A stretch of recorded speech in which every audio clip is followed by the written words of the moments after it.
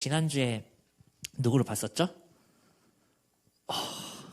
네, 야곱을 봤었죠. 야곱은 어떤 사람이었죠? 자기의 욕심, 자기가 원하는 것을 가지기 위해서는 자기 아버지를 속이는, 거기다 더 심지어 복수까지 하는 굉장히 거짓이 많은 사기꾼에 가까운 사람이었습니다. 아무것도 본받을 것 없는, 심지어 자신이 형 에서에게 죽임을 당하는 게 두려워서 자기가 먼저 가서 형 에서와 용서를 구하기보다 누구를 더 앞서 보냈었죠? 자기의 아내와 자기의 자식들도 자기들 앞에 보내면서 형 에서가 화가 나서 앞에 있는 사람들을 죽이고 화를 낼 때마다 저 먼 치에서 본 다음에 어떻게 하려고 했죠? 도망가려고 했었죠. 기억이 안 나나? 소와 가축들을 다 먼저 보내고 그걸 받고도 형의 마음이 안 풀리면은 아직 형이 화가 났네? 저 멀리서 보고 있다가 예물을 가져간 사람들이 또 혼나고 있으면은 큰일 났다. 형이 진짜 많이 화가 났는가 봐. 그리고 자기 앞에 아내와 자식들을 먼저 두고 그 자신의 가족마저도 형인 에서가 받아주지 않고 화를 풀지 않으면은 야곱은 도망갈 준비를 하고 있었습니다. 이렇게 하나씩 보냈었죠. 그 정도로 야곱은 자기밖에 모르는, 자기만 사랑하는, 자기를 위해서는 무엇이든지 할 수 있는 사람이었습니다. 은혜조차 받을 수 없는 그 야곱을 누가 찾아오셨죠? 하나님께서 찾아오셨습니다. 참 신기하죠. 우리가 봤을 때는 선한 사람, 착한 사람, 하나님의 뜻대로 살아가는 사람에게만 하나님이 찾아오실 것 같은데, 하나님은 이전에 약속하신 대로 은혜가 필요한 야곱에게 오히려 찾아오셨습니다. 그리고 그 야곱에게 하나님께서 야곱의 그 모든 계획들, 다리를 부서뜨리고 도망갈 곳이 없을 때 야곱이 누구를 더욱더 간절하게 붙잡았죠? 하나님을 간절하게 붙잡았습니다. 그것을 통해서 하나님은 은혜 받을 자격이 없는 연약한 우리가 하나님을 붙들고 기도해야 된다라고 우리가 지난 시간에 말씀을 나누면서 목사님이 여러분들이 생각의 사고가 바뀌어야 된다고 이야기했었죠. 생각의 사고 똑같은 말이 한데 생각이 바뀌어야 된다. 생각을 하는 순서, 여러분들이 가장 힘들 때, 여러분들이 가장 어려울 때, 여러분들의 마음에 기쁨이 필요할 때, 여러분들이 가장 먼저 찾는 대상이 하나님이 되어야 된다고. 사람도 아니고 여러분들이 즐겨하는 게임도 아니고 유튜브도 아니고 그 어느 것도 아니, 우리의 영혼에 정말 중요한 숙제가 해결되지 않을 때 가장 먼저 찾아야 될 분이 하나님이 되어야 된다고. 그래서 목사님이 습관적으로 주여 막 내뱉는다고 이야기를 했었죠. 아직도 마음이 우울하고 지칠 때 밤마다 자기가 좋아하는 오빠 막 보면서 막 눈물을 막 훔치면서 위로를 얻고 있는 친구들이 있다면은, 아직도 밤마다 게임하면서 여러분들의 그 분한 마음을 풀고 있는 우리 남자친구들이 있다면은, 그것들보다 여러분들 더 사랑하시고 여러분들의 영혼을 구할 수 있는 하나님을 꼭 먼저 찾고 만나기를 간절히 소망합니다. 자, 오늘은 꿈에 대해서 이제 이야기를 해보려고 합니다. 꿈의 아이 요셉이 제목인데, 꿈이라고 하면 목사님은 딱 여러분들 나이 때 들려줄 이야기가 있어요. 여러분들 나이 때 초등학교 6학년 이제 졸업식을 할 때, 그 당시 이제 졸업 앨범 말고 모든 전교생의 장래희망, 꿈이라고 이야기도 안 했어요. 장래희망이라는 단어를 많이 썼어요. 장래희망을 써봐봐. 너 나중에 어떤 직업을 가지고 싶니? 라는 걸 적는 게 있었어요. 목사님 뭐 적었을 것 같아요? 우리 애들이 목사님 1분은 안 물어봤는데 지금 우리 아이들이 가장 많이 언급하는 게 돈 많은 백수예요. 자기들이 되고 싶은 바램을 이야기하는 것 같은데, 인터넷에서도 많이 쓰죠. 돈 많은 백수. 아니에요. 그런 단어는 여러분들 시대에 나온 단어예요. 목사님이 사실 초등학교 6학년 때 꿈이 없었어요. 내가 어떠한 직업을 가져야 될지, 내가 무엇을 해야 될지, 내가 잘하는 게 뭔지 전혀 생각도 안 되고 그게 무엇인지도 모르는 상태였어요. 근데 목사님 어머니가 어릴 때부터 마르고 딸토록 목사님한테 주입한 꿈이 하나 있어요. 꿈이라기보단 직업인데, 그게 뭐냐면 공무원이었어요. 벌써 20년 전인데 그때부터 저희 어머니는 가늘고 길게 가 맞나? 네. 공무원이 되는 걸 간절히 바랬습니다. 그래서 썼어요. 공무원 이제 막 썼는데, 목사님이 다니는 교회는 이제 동네 교회다 보니까 다 아는 사람들이, 초등학교에도 아는 사람들이 많고, 그러니까 너도 나도 세호야 너 왜 공무원 왜 적었어? 이러면서 그게 뭔지는 아니? 이런 식으로 이제 물으셨던 그런 기억이 납니다. 근데 그때부터 20대 후반까지 목사님은 목사님 스스로가 무엇을 잘하는지를 잘 몰랐어요. 내가 어떤 꿈을 꿔야 되고 내가 어떤 직업을 가져야 되는지. 목사님은 사실 교회에 사는 게 훨씬 더 좋았어요. 그러니까 무슨 뭐 직업을 가진다기보다는 그래서 교회에 있는 뭐 장비들이나 음량이나 이런 것들 다루는 걸 배우면서 난 교회, 여러분들은 지금 보안실에 계신 분들만 알겠지만은 조그만한 이제 교회를 가보면은 이제 사찰 집사라는 분들이 계세요. 교회를 청소하고 관리하고 교회를 이제 운영이라기보다는 교회에 이제 여러 가지 일들을 하면서 교회를 갖고 나가시는 분인데, 목사님 차라리 내가 뭐 마땅한 꿈이 없으면은 난 교회를 좋아하니까 난 교회에서 살아야 되겠다. 그렇게 생각을 했었어요. 그 정도로 목사님은 꿈이 참 쉽게 발견되지 않는 그런 사람이었습니다. 그런데 만약에 하나님이 기회를 주셔서 여러분들 나이대로 돌아간다. 만약에 아니면 고등학교 1학년 때로 돌아간다. 그러면 꼭 해보고 싶은 꿈이 딱 한 가지는 최근에 생겼어요. 요즘 초등학생들의 꿈의 순서가 바뀌었대요. 코로나19가 생기면서 1년 동안 코로나19가 쭉 지속되면서 유튜브보다 더 높은 순위의 직업으로 등장한 게 뭐냐면은 돈 많은 백수아니라니까 의사예요. 의사. 큰일 났어. 의사. 목사님 또 만약에 밥을 막 열심히 먹어요. 밥을 열심히 먹고 있는데 전화기에 벨이 울리는 거야. 뭐 때문에 전화기에 벨이 울렸을까?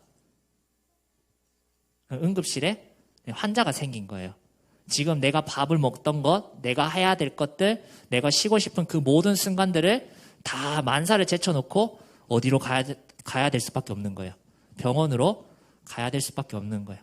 목사님은 근데 만약에 목사님이 의사였으면 굉장히 싫었을 것 같아요. 내가 하고 싶었던 것, 내가 지금 쉬고 있는데, 내가 지금 밥을 먹고 있는데 그것들 다 내려놓고 다른 사람을 위해서 살아야 돼? 라는 생각이 들 법도 한데, 이 의사들은 항상 다른 사람이 우선이더라고요. 다른 사람을 살리는 것, 다른 사람을 위해서 자신의 시간을 비우고 자신의 시간을 드리는 이 모습을 보면서 성경에서도 다른 사람을 살리는 이 모습이 우리에게 얼마나 중요한지를 말하고 있는데, 내가 만약에 목사가 아니라면은 의사가 되면 참 좋겠다라는 그런 생각을 많이 해봤습니다. 여러분들이 아마 꿈이라고 이야기하면 이렇게 직업에 대해서 많이 생각을 할 것 같아요. 근데 목사님이 앞에서 사진으로도 이야기했지만은 오늘 꿈의 아이 요셉이라고 하는 이 꿈은 직업이 아니라 하나님께서 그 사람의 미래가 어떻게 될지를 보여주는 것에 훨씬 더 가깝습니다. 돈을 벌고 어떠한 일을 하는 직업이 아니라 하나님께서 요셉에게 너의 미래가 앞으로 이렇게 될 거야 라고 말하는 것이 오늘 우리가 살펴볼 내용입니다. 하나님께서는 요셉의 삶에 꿈을 주셨고 그 요셉의 삶을 통하여서 우리에게 정말 중요한 이야기를 말씀해 주고 있습니다. 사실 목사님이 평소에는 여러분들하고 한 가지만 이야기하고 이제 적용을 했었는데, 오늘은 미안하지만 보니까 오늘 제자학교 지금 설교 노트 적는 친구들이 좀 꽤 있던데 오늘 좀 많이 적어야 될 거예요. 네, 목사님 다 확인할 거예요. 오늘은 3가지를 보도록 하겠습니다. 첫 번째, 하나님은 요셉의 삶을 통해서 인생의 주인은 누구라고 이야기하고 있다고요? 하나님이다라고 이야기를 하고 있습니다. 목사님이 여러분들 요셉 이야기를 조금 다 어느 정도는 안다고 생각하고 오늘 설교를 좀 진행을 할게요. 요셉이 17살에 꿈을 꿨습니다. 형들이, 그리고 형과 부모들이 요셉에게 절을 하는 꿈이었죠. 그 꿈의 내용은 요셉이 그 가정을 책임지고 그 가정의 가장 높은 사람이 되고 그 모든 형제와 부모들마저도 요셉을 통해서 복을 받게 된다라는 정말 역설적인, 정말 말도 안 되는 꿈이었습니다. 그래서 형들의 분노를 사서 요셉은 노예로 팔려가기도 했었죠. 근데 그 모든 중간 과정을 다 생략하고 요셉이 17살에 꾼 꿈이 실제로 어떻게 되었죠? 요셉의 삶에 실제로 이루어지게 되었죠. 그냥 소위 말하는 나쁜 말로 이제 개꿈이 아니라 진짜 실제로 하나님께서 주신 그 꿈이 그의 요셉의 삶에 실제로 일어나게 됐다라는 것을 우리는 다 알고 있습니다. 그래서 요셉은 하나님께서 주신 꿈이 실제로 자신의 삶에 이루어졌음을 보고 이렇게 고백을 합니다. 우리 창세기 45장 8절 말씀 우리 다 같이 읽어보도록 하겠습니다. 시작. 그런즉 나를 이리로 보낸 이는 당신들이 아니요 하나님이시라. 하나님이 나를 바로에게 아버지로 삼으시고 그 온 집의 주로 삼으시며 애굽의 온 땅의 통치자로 삼으셨나이다. 요셉이 내가 스스로 애굽에 갔고 내가 스스로 이렇게 내 삶의 계획들을 세우고 바로를 만나서 성공을 했다고 이야기하지 않고 누가 보내셨다고 이야기하고 있죠? 하나님께서 나를 보내셨고 하나님 때문에 내가 애굽의 통치자가 되었다라고 요셉은 분명하게 이야기를 하고 있습니다. 요셉의 인생에서 노예에서 감옥 생활을 하던 요셉이 인생의 역전을 하게 된 기회가 바로 왕을 만났을 때였죠. 그때도 요셉은 인생의 주인이 하나님이심을 이렇게 이야기하고 있습니다. 우리 32절 말씀도 우리 다 같이 읽어보도록 하겠습니다. 시작. 바로께서 꿈을 2번 겹쳐 꾸신 것은 하나님이 이 일을 정하셨음이라. 하나님이 속히 행하시리니.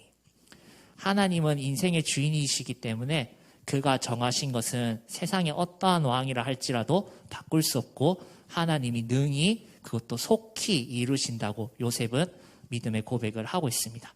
요셉만 하나님이 인생의 주인이라고 고백하고 있을까요? 성경 전체는 우리에게 이렇게 이야기를 하고 있습니다. 잠언 16장 9절 말씀입니다. 사람이 마음으로 자기의 길을 계획할지라도 그의 걸음을 인도하시는 이는 누구라고요? 여호와시니라. 창세기의 첫 시작이 세상을 누가 만들었다 그러죠?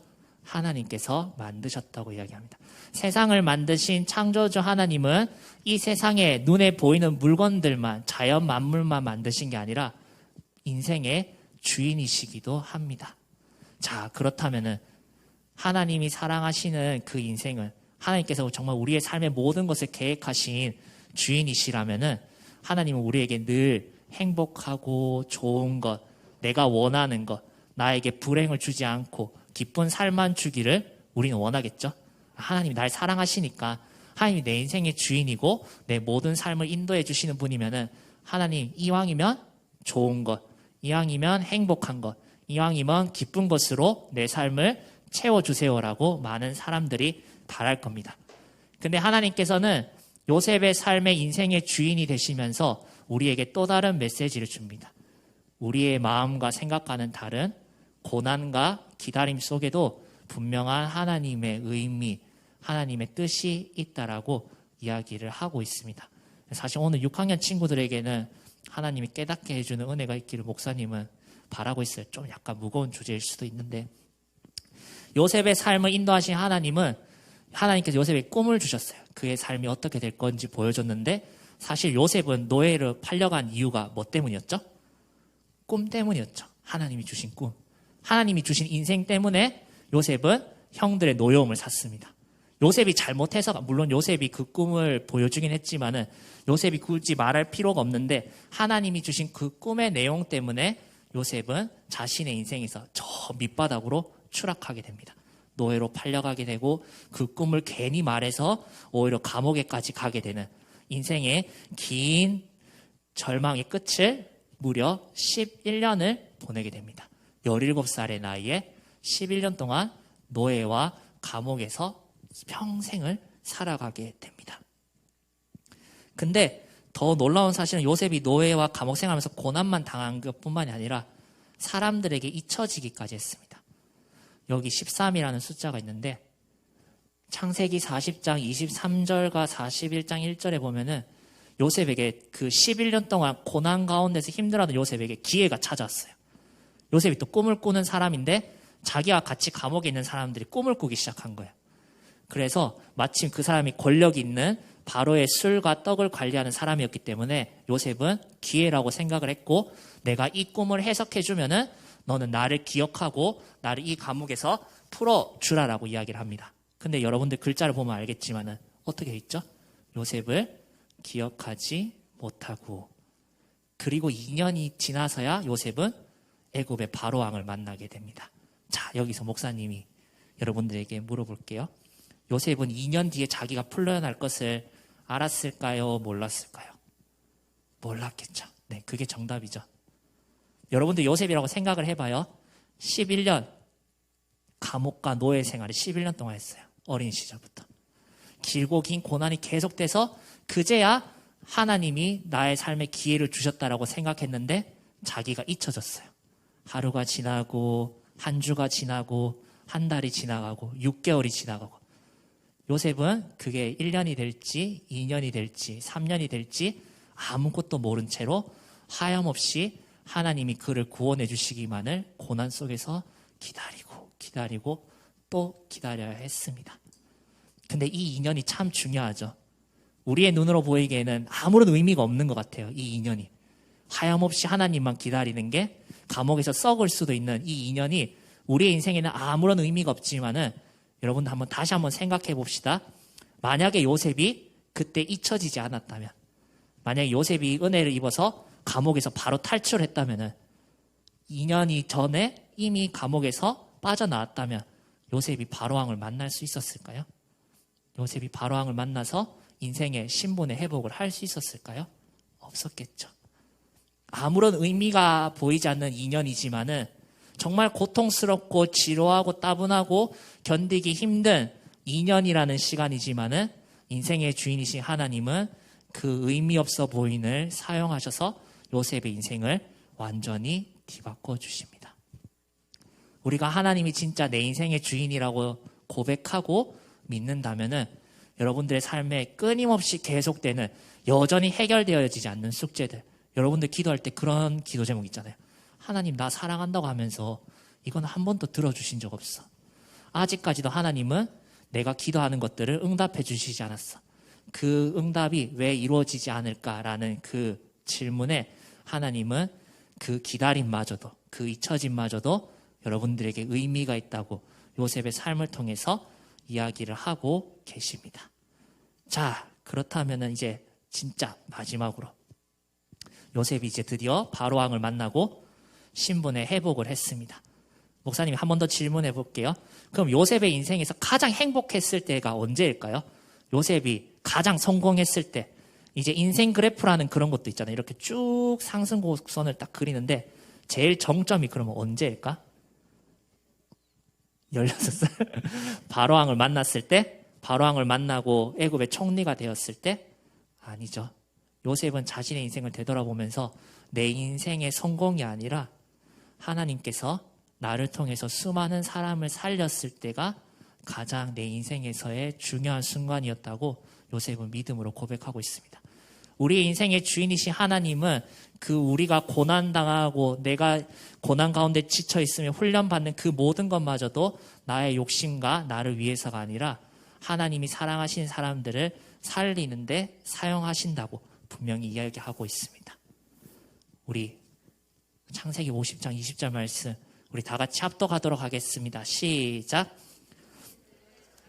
헤아려 하였으나 하나님께서는 그것을 선으로 바꾸사 오늘과 같이 많은 백성의 생명을 구원하게 하시려 하셨나니. 요셉이 고난당했고 심지어 자신을 고난당하게 한 형들을 마주했습니다. 자신에게 충분한 권력이 있었고 능력이 있었고 그 형들을 쫓아보낼 수 있었고 그 형들을 심지어 죽일 수도 있었습니다. 그렇지만 요셉은 하나님께서 자신에게 주신 꿈은 자신을 미워하고 자신을 노예로 팔아가게 한 형들에게 복수하는 게 아니라 그 형들마저도 품고 그 형들을 넘어서서 이 세상의 수많은 사람들을 살리는 것이라고 이야기합니다. 하나님이 요셉에게 주신 꿈은 노예의 인생에서 애굽의 총리가 되었다라는 세상의 성공 스토리가 아니라 하나님과 같이 이 세상에 죽어가는 사람들을 살리는 것이라고 요셉은 하나님은 우리에게 말씀을 통해서 가르쳐주고 계십니다. 하나님의 마음이 성경에 요한복음 3장 16절에 담겨져 있죠. 하나님께서 세상을 어떻게 했죠? 이처럼 사랑하셨습니다. 죄에 빠진 우리를 너무나도 사랑하셨고 죄에 빠진 우리를 구원하시기 위해서 살리시기 위해서 그 하나님의 꿈과 마음을 이루기 위해서 이 땅에 누구를 보내주셨죠? 예수님을 보내주셨습니다. 예수님도 요셉처럼 자신을 미워하는 사람, 예수님을 원수같이 여기는 사람, 예수님을 죽이려 하는 사람들의 그 모든 비난과 그 고난과 그 잊혀짐을 요셉처럼 참고 견디시고 하나님의 뜻에 순종하심으로 말미암아 십자가에 돌아가심으로 우리를 살려주셨습니다.